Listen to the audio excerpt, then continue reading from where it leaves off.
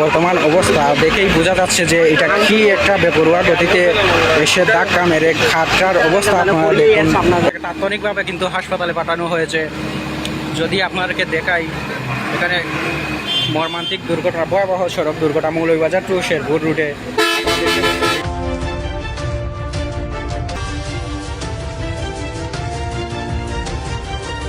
আসসালামু আলাইকুম দর্শক, মৌলভীবাজার টু শেরপুর রুটে ভয়াবহ সড়ক দুর্ঘটনা।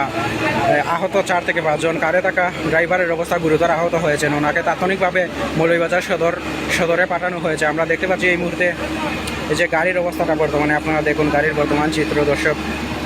গাড়িতে থাকা ড্রাইভারের অবস্থা গুরুতর আহত হয়েছেন তিনি, তো ওনাকে আপনারা দেখতে পাচ্ছেন এই মুহূর্তে গাড়ির বর্তমান চিত্র। এই যে দেখুন,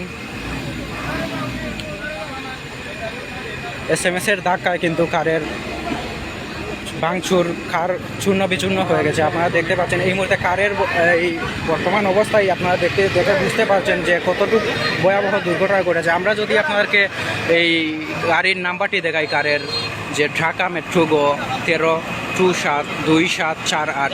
দর্শক এই মুহূর্তে দেখতে পাচ্ছেন যে এই সেই বাস যেই বাসে ধাক্কা মেরে কিন্তু রাস্তা থেকে অনেকটা নিচে কিন্তু এই কারকে ফেলে দিয়েছে। আমরা দেখতে পাচ্ছি জঙ্গলের মধ্যে কিন্তু অর্ধেক চেয়ে বেশি পড়ে আছে। আমরা দেখতে পাচ্ছি দর্শক এই মুহূর্তে কিন্তু অসংখ্য মানুষ রাস্তায় কিন্তু ভিড় জমাচ্ছেন এবং এখানে প্রশাসনের লোক রয়েছেন, আইনশৃঙ্খলা বাহিনী রাস্তার যানজট মুক্ত করতে কিন্তু এখানে তারা তাৎক্ষণিকভাবে চলে এসেছেন এবং যারা গুরুতর আহত হয়েছেন তাদেরকে তাৎক্ষণিকভাবে কিন্তু হাসপাতালে পাঠানো হয়েছে। দর্শক আপনারা এই মুহূর্তে দেখতে পাচ্ছেন কিন্তু এখানে অনেক যানজট সৃষ্টি হচ্ছে। এখানে পুলিশ বাহিনী রয়েছেন যানজট মুক্ত করতে। আপনারা দেখতে পাচ্ছেন এই মুহূর্তে।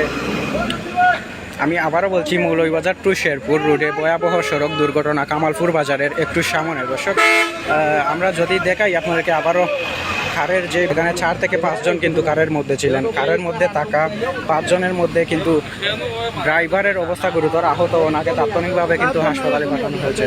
দর্শক আমরা দেখতে পাচ্ছি এখানে প্রশাসনের লোক কিন্তু রয়েছেন।